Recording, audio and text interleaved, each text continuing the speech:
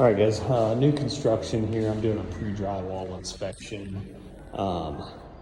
Look at this subfloor job. So look at how many nails they missed the joist on, nailing the subfloor. What the?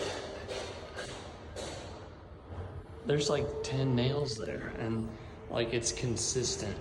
Like there's a couple down there, all those there.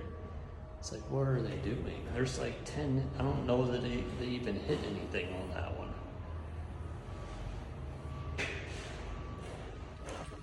And look at this one. Whoops, didn't hit any of them.